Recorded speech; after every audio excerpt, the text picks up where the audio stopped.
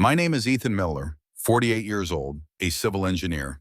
Blue-collar American through and through, but not the clueless kind. I can read maps, both the kind folded in your glove box and the massive ones made of steel and concrete that I've designed into overpasses. I used to think that made me solid, hard to shake, until that day in the south of France when my wife and her friends decided to turn me into the punchline of a joke no grown adult should ever find funny. The afternoon was picture perfect. Blue skies, sunlight spilling across red-tiled roofs, the smell of salt drifting into narrow cobblestone streets. And there I was, standing in the middle of a village square with nothing but a wrinkled airport map in my hand, watching the people I once called family and friends drive away, like I was excess luggage they couldn't check in.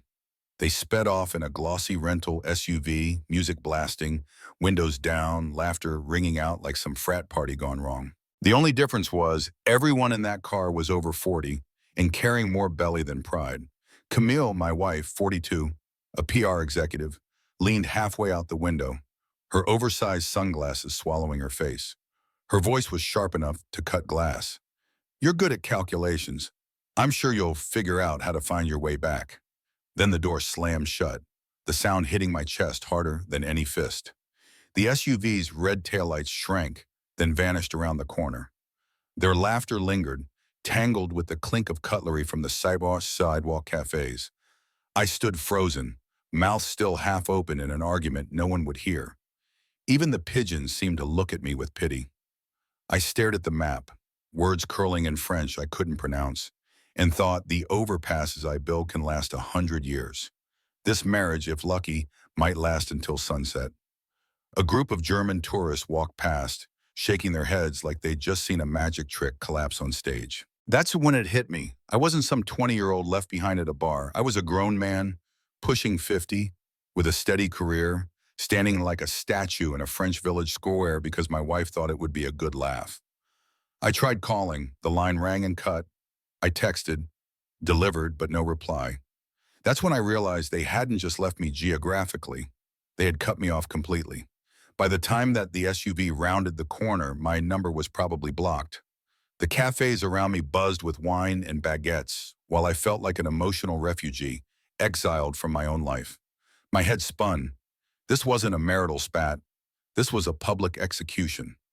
Camille and her little circle had turned me into a fool on display, all because I dared to complain when they ordered a third bottle of wine at lunch. I had suggested we head back to the hotel, rest up for tomorrow's plans.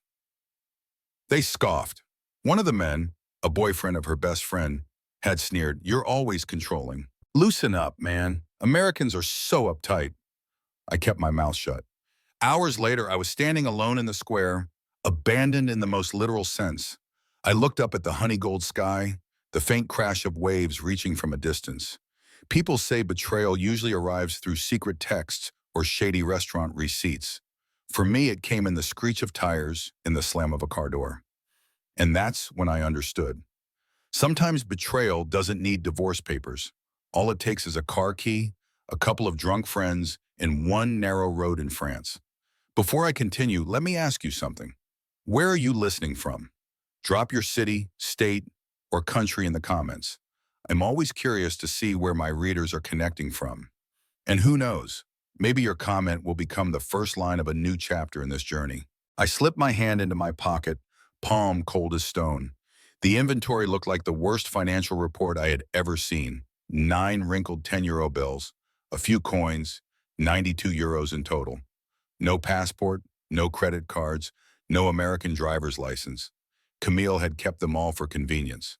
That convenience had now turned me into an expired backpacker, stranded in a French village where I couldn't even pronounce my own name. Old habits from my profession kicked in.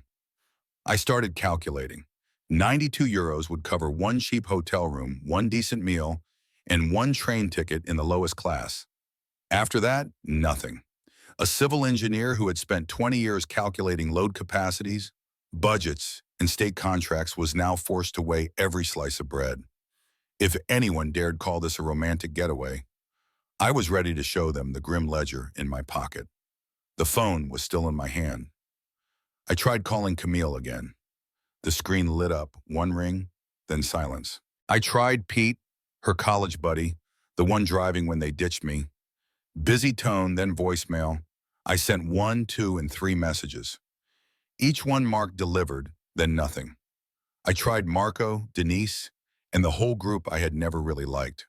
The result was the same. Silence. In less than 10 minutes, modern technology confirmed what I already felt. I had been blocked by all of them. More efficient than any wrecking ball. I lifted my head and looked around. Dusk had fallen, the air carrying salt from the sea and the smell of wine from a nearby bistro. Locals were enjoying dinner, forks and knives clinking softly. An old couple laughed as they split a paper-thin pizza. A group of young people sang and toasted. And there I was, an American engineer pushing 50, standing out of place like I had just been pushed off the bus of life. I thought about my office chair back in Denver, about the old pickup waiting in the garage, about where I should have been instead of here. I decided to find shelter. A wooden sign above a bakery door glowed like salvation. Chambres, rooms for rent. I stepped inside. The smell of yeast and sugar hit me, pulling me back to Sunday mornings at my mother's house. The shop owner, a woman in her 60s, spoke little English. I gestured, opened my wallet, and showed her the crumpled bills. She nodded, led me upstairs to a small room. Wooden bed, mattress thinner than a sandwich, but there was a window. From it, I heard the roll of tires on cobblestones. Lying down, I exhaled hard. An American engineer used to drawing multi-million-dollar overpasses, now stretched out on a squeaky bed in France, turned into an international joke by his own wife. If there were ever a conference on the fastest way to lose your dignity on vacation, I would walk away with first prize. That night, sleep never came. The bed creaked with every turn, and the wall clock ticked like a hammer. I scrolled through my messages to Camille again. Nothing. Just a blank void. Much like our 17-year marriage. I remembered what my father once told me. Ethan, never let anyone hold all your papers and money. Not because they're bad, but because life can turn bad. I had laughed then, thinking he was paranoid. Now I lie here, living proof of his warning. Morning light flooded the room. I went downstairs for a croissant and a cup of coffee. The woman smiled kindly, slipping me an extra pastry, maybe pitying the lost American. I nodded, grateful. At least kindness still existed in strange places. I made my way to the bus station, hoping to catch a ride to Lyon, where Camille might be. The digital board glared back at me. The early bus had left at dawn. I asked the clerk, a young woman, who rattled off something in French. I caught only 2 words, demain and euros. Tomorrow and money. I checked my wallet. 65 euros left. 1 ticket to Lyon would nearly wipe me out. Back in the room, I sat by the window overlooking the alley. The truth was clear. Camille had moved on with her friends. They were sipping wine, snapping photos by the Rhone, while I had been left behind like a torn page from their travel diary. This wasn't a mistake. This wasn't heat-of-the-moment anger. It was a decision. I was excess baggage. By late afternoon, rummaging through my backpack, I brushed against a small wooden box. My chest tightened. It was my father's pocket watch, the one he had given me the day I graduated. I had carried it like a charm, the silver worn down, the hands running slow, but to me, it was a bridge to the man I lost. I turned it in my palm. If I kept it, I still had memories.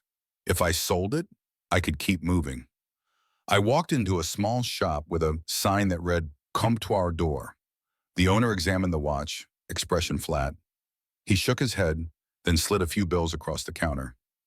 Far less than it was worth. I wanted to shout, to snatch it back, but I needed money. I signed the paper, stuffed the bills into my wallet, and walked out feeling like I'd cut out a piece of my own heart. The evening sun lit my empty pocket as I whispered, "Sorry, Dad, I'll get it back someday." That night, I ate a small sandwich and drank water. Sitting on the bed, I thought of Camille, my wife, the woman who once held my hand at our wedding, promising never to abandon me, now laughs in lawn with her friends, while I pawn my father's memory for dinner. If this was her idea of a joke, it cut like a dull knife. The second night ended with rain tapping the roof. I lay still, staring at the stained ceiling, knowing my life was unraveling step by step. The free fall had begun, and I had no idea where the bottom was. But one thing was certain. I was no longer the fool who believed marriage guaranteed safety. I had lost the pocket watch, but the greater loss was trust itself. And maybe from that loss, I would find another path, a new bridge to carry me across the abyss Camille left me in. I left the small town at first light. After 2 nights on a squeaky bed and living off stale bread, I knew I couldn't just sit there waiting for a miracle. If I could reach a major station in Avignon or Marseille, I'd find my way back to Paris, and from there, figure out the rest. A civil engineer couldn't let his life end in the upstairs room of a bakery. I had to move even if this step came with no blueprint, no plan. My backpack felt almost weightless, holding only a few clothes and half a bottle of water. I followed the narrow road that curved between endless vineyards. The morning sun was beautiful, painting everything like a canvas. But to me, it was just light exposing my exhaustion. Sweat poured with every step, as if I were standing on scaffolding in Denver in the middle of July. My lungs heaved, my soles burned inside worn-out sneakers. I told myself that a few more miles and I would hit a highway or a bus stop. But my legs grew heavier, my vision blurred, my breath came in short gasps. I was used to numbers and machines, not this kind of labor, and certainly not walking under the southern French sun. Before I could calculate the distance left, my head spun, the world tilted, and I collapsed by a row of green vines. Half conscious, all I remembered was the smell of dry earth mixed with the bitter scent of grape leaves. Footsteps rustled.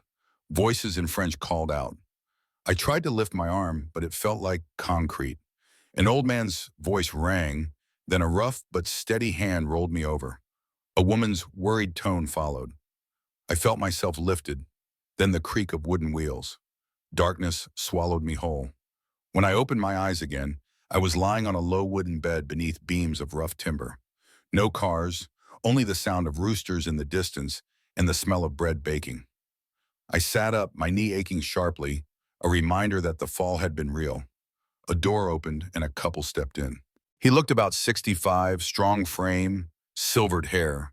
She was around 62 with a kind, round face, carrying a wooden tray with a steaming bowl of soup. "Jean-Paul," he said, tapping his chest, his voice deep and steady. "Marianne," she said, pointing at herself, eyes gentle. They looked at me, waiting. I whispered to Ethan, pointing at my chest. They nodded, smiling as if the name had found its place in their home. They spoke little English. I spoke almost no French. But that wasn't a barrier. Jean-Paul motioned for me to sit up and handed me the soup. My hands trembled as I held it. The steam rose to my face. The scent of vegetables and herbs, simple but honest. I sipped. The salty warmth slid down my throat, reaching my stomach like firewood thrown on coals. It was nothing like the elaborate hotel dinners with Camille, meals that looked pretty but tasted cold. Here it was only vegetable soup, yet it softened something inside me. That afternoon, Jean-Paul led me to the well behind the house, poured cold water into an old clay cup. I drank deep, the chill flooding through me like rebirth. Around us, vineyards climbed the hillsides, grapes glistening in the sun. The stone farmhouse, roof tiles darkened with age, stood as if it had braved centuries. I remembered the hotel lobbies where Camille had posed for photos, her smile shining for her friends' cameras, while I stood behind her, just background. The contrast stabbed at me. That evening, Marianne brought me bread and a piece of cheese, motioning for me to eat more. I mumbled thanks, not sure if they understood, but their eyes told me they did. I turned away, ashamed. I, a man who had once managed $100 million projects, now rely on soup and cheese given out of kindness. I felt like a boarder, stripped of dignity by a wife who had left me drifting. That night, I lay in the small room, wind whistling through the shutters. I promised myself I would leave at dawn. I didn't want to become a burden on these two strangers. Even with little money, I would find a way to the station. A highway engineer couldn't let his life end pruning vines. I had already sold my father's pocket watch. I couldn't lose my pride as well. But the next morning, when I quietly packed my bag, Jean-Paul blocked the door. He didn't raise his voice. He only looked at me with eyes carved deep by time. Then he spoke slowly, broken French mixed with awkward English. "People throw away garbage. You're not garbage. You are just in the wrong place." The words hit me like a hammer to the chest. My backpack sagged heavier on my shoulders. For a moment, I saw the bridges I had designed. Every beam, every column. Misplaced, they became a burden. In the right place, they could carry tons. Maybe my life was the same. I wasn't worthless. I was just in the wrong place, with the wrong person, at the wrong time. I set the bag down, exhaling hard. Jean-Paul nodded, motioned for me to follow. He pressed a pair of gardening gloves into my hand, his earth-worn palm gripping mine firmly. Marianne smiled, slipping a warm loaf of bread into my other hand. In that instant, I knew I would stay. From luxury hotels with Camille to sitting under a vineyard trellis with a clay cup of well water.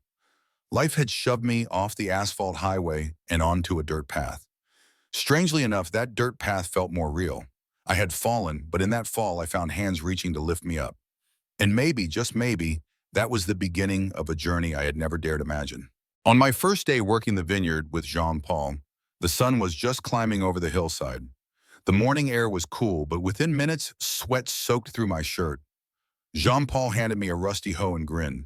These American hands must be more used to keyboards than to digging. I laughed bitterly. He had no idea that for 20 years I had held blueprints, computers, and the occasional hard hat, but never once a tool meant for real soil. The work was anything but simple. Old vines dug their roots deep. The ground was as hard as concrete. Every strike of the hoe rattled my shoulders. Within an hour, blisters swelled on hands that had known only pens and phones. I grimaced but kept going. Jean-Paul corrected my movements from behind, chuckling at my clumsiness. My back cracked with every bend. By noon, I collapsed onto the grass, gasping like I had just climbed 30 flights of stairs. Marianne appeared with a basket of bread and cheese, setting it down with a bottle of water. I grabbed it, drinking deep, the liquid cooling my throat. Never had water tasted so sweet. I looked at my reddened, torn palms and felt a wave of shame. Back in Denver, I had ordered dozens of men to dig. Here, I couldn't last half a day. But later that afternoon, my engineer's eyes caught something. Along the rows, irrigation pipes leaked, water spilling into the soil, eroding the ground. I followed the lines carefully. The system was makeshift, thin plastic patched together. I pointed out the leaks to Jean-Paul. He only shrugged, as if to say that was life. That night in my small room, I sketched. I remembered hydraulic equations, old projects I had managed, a few new joints, some control valves, and the water would flow evenly, saving the soil. I even drew a small drainage culvert to stop rain from washing vines away. Elementary to me, but for them, it could change the harvest. The next morning, I showed Jean-Paul the drawing. He frowned, then burst into laughter.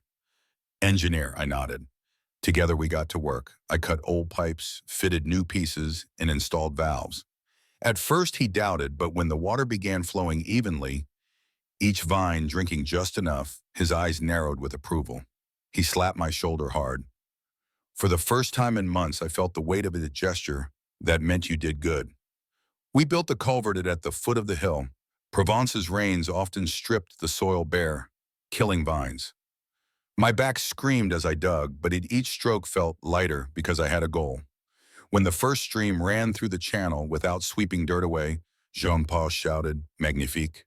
Marianne hurried over and pressed an old pair of leather gloves into my hands. "Pour toi," for you. I looked at my hands. On the first day, they had blistered, raw, and weak. Now calloused and rough, they carried a new meaning. I was no longer the helpless American abandoned by his wife. I was a man who could make a difference, even if only by fixing irrigation. The gloves became a symbol, shielding wounds while proving I still had worth. In the days that followed, I learned the rhythm of farm life. Up with the roosters, working until the sun stood high.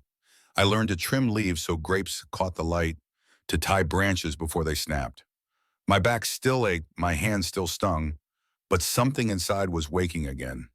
It reminded me of the job sites back home. When a bridge opened and cars drove across, you knew the sweat was worth it.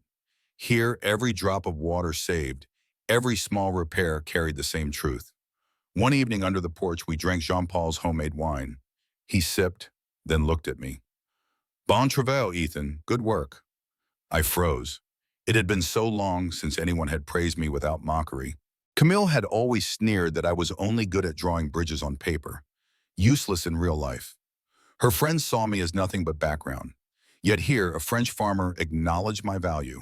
His words warmed me more than the wine. The next day, Marianne let me drive the small cart loaded with grapes.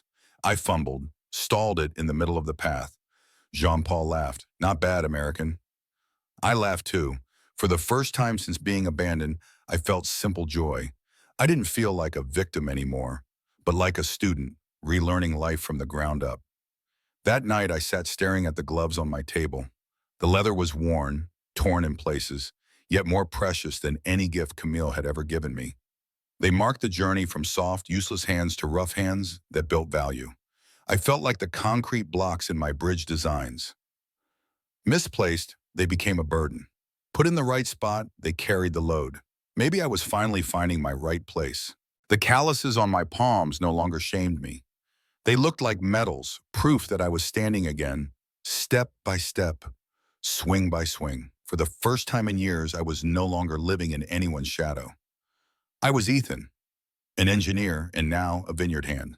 And to my surprise, I was proud of that. In the early days of autumn, Provence carried a strange kind of light, golden yet soft like honey. I had begun to settle into the rhythm of life there. Each morning I walked into the vineyard with Jean-Paul, bending low between the rows, clipping the vines carefully so the grapes dropped into wicker baskets. The sound of grapes hitting each other was like glass marbles rolling on a table. My skin had darkened, my clothes were always dusty, but whenever I looked at the baskets brimming full, I felt something else filling me too. A quiet pride I hadn't known in years. Marianne taught me how to wash grapes, crush them, and let them ferment in oak barrels. The work demanded patience.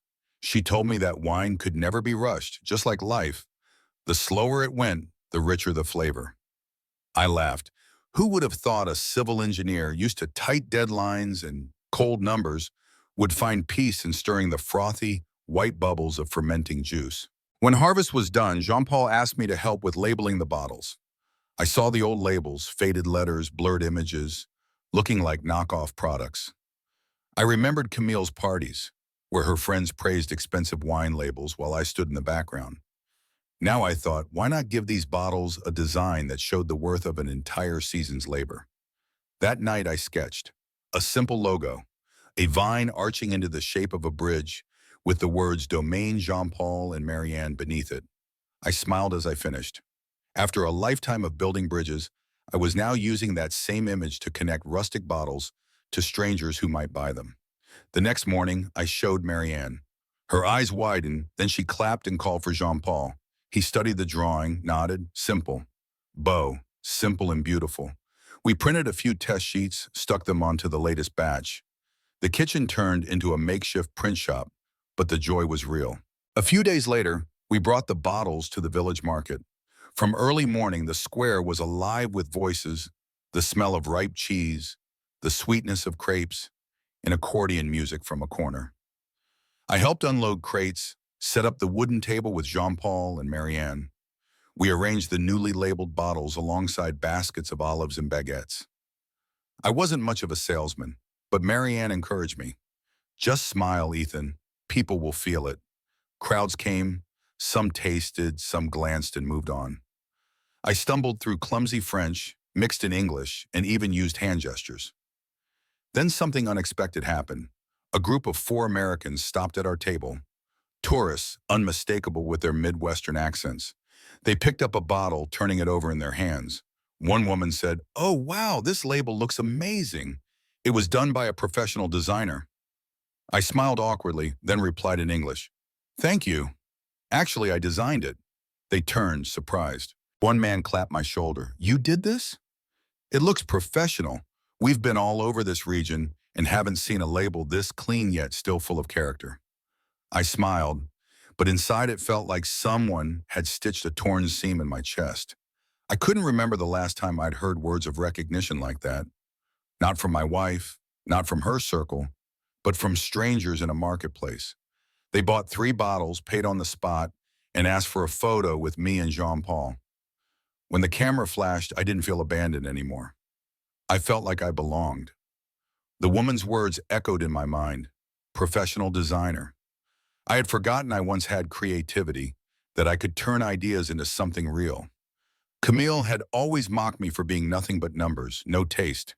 Yet here, in Provence, strangers saw something else. By day's end, our table was nearly sold out. Jean-Paul counted the money carefully, then handed me a small envelope. Inside were a few bills. Not much, but it was my share. For the first time in France, I had earned money by my own hand. No Camille, no shared account. I held the bills, and it felt sacred, a certificate of independence. That night, back at the farmhouse, I tucked the envelope under my pillow. Not to hide it, but to reassure myself that by morning it would still be there. Proof that I had supported myself. I lay awake listening to the crickets outside, lighter than I had felt in years. I wasn't a discarded husband mocked by his wife's friends. I was a man who had picked grapes, designed labels, sold wine, and earned wages. Jean-Paul found me restless and walked in with a half-finished bottle. He poured me a glass, raised it. "À votre nouvelle vie, Ethan. To your new life," I nodded, lifted my glass. To my new life. The wine was tart, rich with grape, warming my chest. That night, I understood something. Recognition doesn't have to come from those you once lived to please. Sometimes it comes from strangers, in a marketplace with a single unexpected word. And that word can carry enough weight to lift an entire life. I drifted to sleep with the envelope beneath my pillow, the leather gloves hanging by my bed, and a quiet new faith filling me. I had begun rebuilding the bridge of my life, stone by stone, bottle by bottle, word by word. And this time, no one else would decide to tear it down. One late afternoon, after a long market day, I sat in the small room with the old laptop Jean-Paul had lent me. I meant only to check the weather forecast for the harvest, but my eyes stopped on the email icon.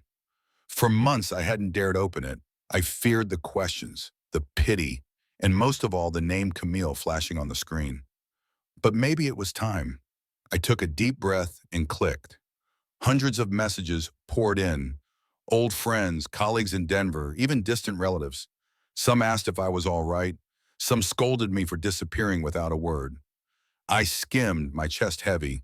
Then one subject line froze me. "I know where you are. From Camille, sent just yesterday." I opened it. The words were short, cold.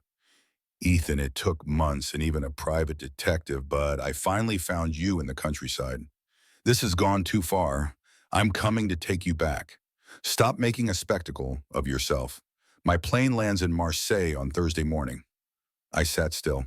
A spectacle. To Camille, abandoning me hadn't been a crime. It had been a joke. I gave a bitter laugh. For the first time, her tone no longer cut me. It only made me pity her. That evening, I told Jean-Paul and Marianne, stumbling with broken French and gestures. They were silent. Jean-Paul lit his pipe, blew smoke at the ceiling, then shook his head. "Elle ne comprend rien. She understands nothing." Marianne held my hand, her eyes saying what words couldn't. "You belong here. Don't let the past drag you back." 2 days later, a sleek car rolled up the dirt path to the vineyard.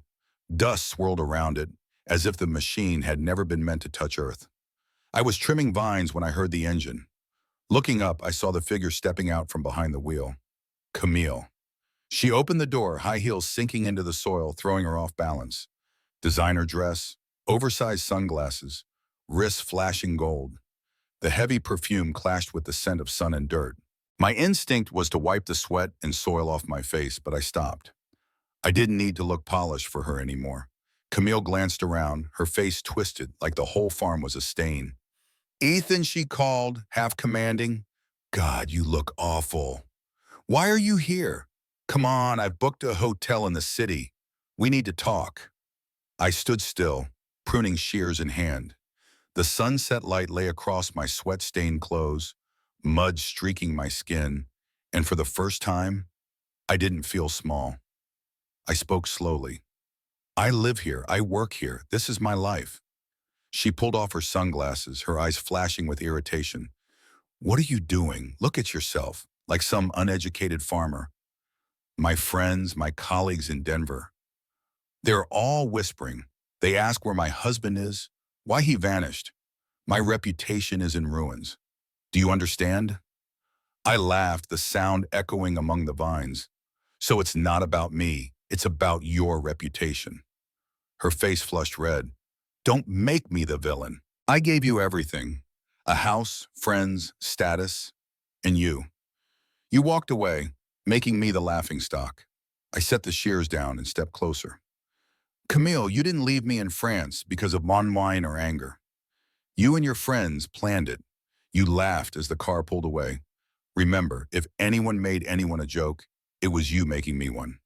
She fell silent, then softened her tone, almost coaxing like years ago. Ethan, come on, let's go back. We can start over. I'll have someone pack your things. You don't belong in this filthy life. I glanced toward Jean-Paul and Marianne, who had stepped out of the house. They didn't catch every word, but their tense faces, protective eyes, said enough. I smiled, feeling a steadiness rise in my chest. Camille, I said, you don't belong here. Look at you, designer dress, high heels, luxury car. It's absurd among the vines. I, covered in dirt and sweat, belong. You left me like I was worthless. But here, they've shown me I'm not garbage. I was just in the wrong place before. Camille clutched her purse, anger flashing in her eyes. You think you found a new family, a new career. Don't kid yourself. You need to come back, sign some papers, and we'll forget this ever happened. I crossed my arms, smiling faintly but firmly. No, Camille. For the first time in years, I don't need to sign anything to exist. I don't need permission to live. In that moment, the line between past and present was clear as a bridge. I had crossed it, and I would never go back. Camille stood there with her perfume and gold, and I with the grapes and soil. Two worlds that no longer touch. The Provence sky burned red with sunset. Insects began their song, filling the tense silence. Camille shoved her sunglasses back on, stormed to the car. The tires kicked up dust again. But this time I didn't stand frozen like the day she left me in the square. I stood tall, shoulders firm, heart calm. Jean-Paul came forward, laying a hand on my shoulder without a word. Marianne handed me a cloth to wipe the dirt from my brow. They didn't need to understand every sentence. The truth was plain. Camille could come, but she could never take me away again. The past had returned, but this time it no longer had the power to decide my future. Camille returned the very next day, her voice stripped of any softness, replaced with fury laced with contempt. She stood in the middle of the farmyard, designer dress whipping in the wind, staring at me as if I had broken some sacred contract. Jean-Paul and Marianne stood nearby, hands still dirty from the soil, watching the scene unfold like a play they had long anticipated. So this is it. You plan to stay here forever, become a farmer. Camille's voice cut sharply across the vineyard rows. You, a respected engineer, are now standing in the mud. Our friends in Denver will laugh themselves sick. Do you realize how much shame you've caused me? I didn't answer right away. I pulled off my worn leather gloves, brushed the dirt from my shirt, and walked slowly to the wooden table beneath the porch where I had prepared something. A stack of papers lay neatly there, waiting for this moment. I picked it up and stepped straight toward Camille. You think this is just a farmer's game? I asked calmly. No, Camille, this is not a game. I opened the file and flipped to the first page. The bold letters were clear. Contrat de partenariat. Domaine Jean-Paul et Marianne. I held it so the evening light struck the page. I've signed a partnership contract. 1/3 of this vineyard belongs to me. Not just today, but in the future. I'm not hired help. I am an owner. Camille froze for a heartbeat, then burst into hollow laughter. 1/3 of this vineyard. Ethan, you're delusional. You gave up a luxury home, a steady career for grapevines and a few coins at the village market. I didn't laugh. I bent down, picked up another file, this one stamped in both French and English by the town lawyer. I placed it firmly into her hand. And this, I said, my voice cutting, is the divorce decree. Already prepared, already legal. I don't need to follow you back to America to be humiliated again. I'm not leaving you, Camille. You left me the day that car drove away from that village street. I'm only doing what should have been done then. Her fingers tightened around the papers, her face drained of color. She flipped through, eyes darting, then looked up sharply. You really think 17 years of marriage ends with a few sheets of paper in some backwater village? You'll regret this, Ethan. Everything we built. I cut her off, my words as sharp as steel. The bridges I build stand for 100 years. The marriage you built collapsed the moment you drove away. I'm not abandoning anything, Camille. I'm choosing a real life. The air thickened. Jean-Paul's old eyes glimmered with quiet pride. Marianne clenched the cloth in her hand as if to chase away the chill settling over us. Camille stood frozen, then shoved the papers into her purse, voice trembling. You'll regret this.